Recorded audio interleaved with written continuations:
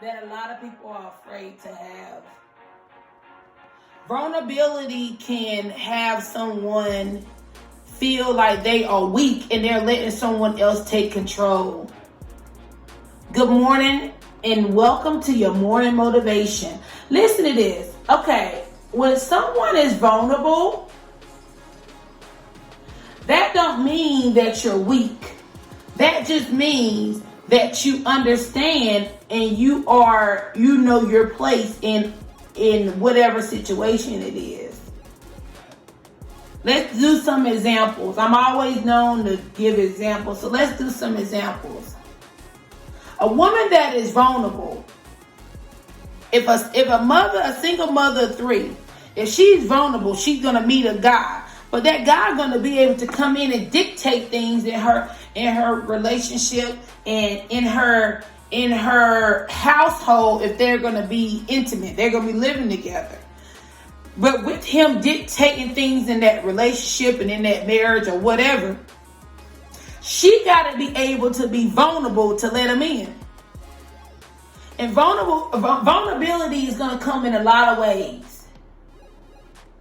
As she meet him and as she get to know him, father on their relationship, I don't care if somebody been together for 2-3 years and they've been married, they done had kids. Still, a woman still got to know how to be vulnerable, and she has to continue to be vulnerable for that man to stay. Because being vulnerable is allowing that man to lead the way. It's allowing him to take charge and have charge of the way in the relationship, and the woman must follow. So many women want to be the husband, the wife, the boyfriend, and the worker, the father. They want to be it all. But women got to understand, you got to know your place in a relationship. You got to be able to let the man lead and you follow. But on the flip side, the man got to be able to be a man to be the leader. A man just can't come into a relationship. I'm the man, I lead the household, you follow. No. A man got to be vulnerable to learn and take notes from the other side too. And with being vulnerable, a lady got to be able to tell a man if she's not comfortable with something. She got to be able to say that. And it's okay to say that. It's okay to feel uncomfortable with being vulnerable, because a lot of people, say if you was raised up in a household when it was not good for a woman to talk. It was you couldn't speak your piece. You couldn't speak your feelings. So when it's time to be vulnerable, it's like, whoa, I'm not used to this. So I put up a wall and I put up a fight. But being vulnerable, you let that wall down, you let someone else lead and you follow, but you still give your opinion of if you're not feeling comfortable. So many women don't know how to be vulnerable and let someone know that they're uncomfortable. It's okay to feel uncomfortable, but you gotta let it be known that you're uncomfortable and this is what's making you feel this way. Being vulnerable and letting someone know that, like, look, I'm not with this, but we're gonna try because I'm following you as the man. You gotta let that man make that mistake. Women don't want to let the man make the mistake, but then they want to talk about it. You gotta let him make the mistake first. Then you can come back and be like, well, let's fix this problem. Not talk about it. Then you gotta come back and be like, let's fix this problem. I'm telling you. That's why so many women don't got no man. Because they want to be the man, they want to be the husband, they want to be the boyfriend, but they don't want to be the wife. They don't want to be the lover, the girlfriend, the follower. They want to lead everything. They don't want to be vulnerable.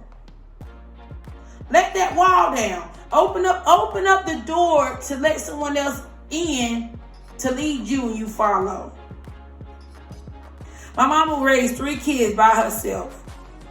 And the fathers in our life was not crap from the beginning and to the end. And a lot of the problem was, I can't say my mom was not vulnerable to letting no one help her raise her kids. You know why? Because she been doing it for herself this long. She said, what I need a man for? What the heck I need a man for? I've been doing it this long by myself.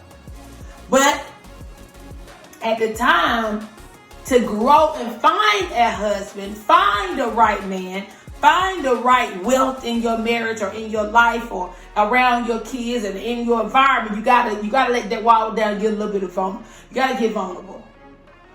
You gotta let you gotta be able to, if you're being vulnerable, you'll know how to pick that man when you see him. You'll know how to pick him. You'll be able to understand him. Oh yeah, he a good man. Oh, he's gonna be good for my kids. He's gonna be good for my household. Because he's gonna work, he's gonna clean, he's gonna be able to talk to you because he's vulnerable too. He's gonna be able to listen to you because he's vulnerable too. He's gonna be able to grow with you because he's vulnerable too. He don't want to get mistreated. He don't want to get led down the wrong way, down the wrong path. He don't want to be out here by himself. So he's gonna be vulnerable too. He's gonna open up that door to learn right along with you. Y'all learn together. And once he's being vulnerable too, you're gonna grow together. You're going to grow together, you're going to become one, and you're going to become united, and you're going to become an unstoppable person because you're vulnerable. And being vulnerable can work in any job, any church. It can work in you as a friend. Be vulnerable, let somebody know, I'm not feeling that, I'm not liking this. Let someone know how you feel. And not be ashamed of it. Being vulnerable is able to let someone know how you will be treated as a person when it comes down to you. That's being vulnerable. It's your girl, Clarissa Rankin. Don't forget to press subscribe down there below in red. Follow me on Instagram at I am Clarissa Rankin. You are listening to Clarissa Rankin Voice.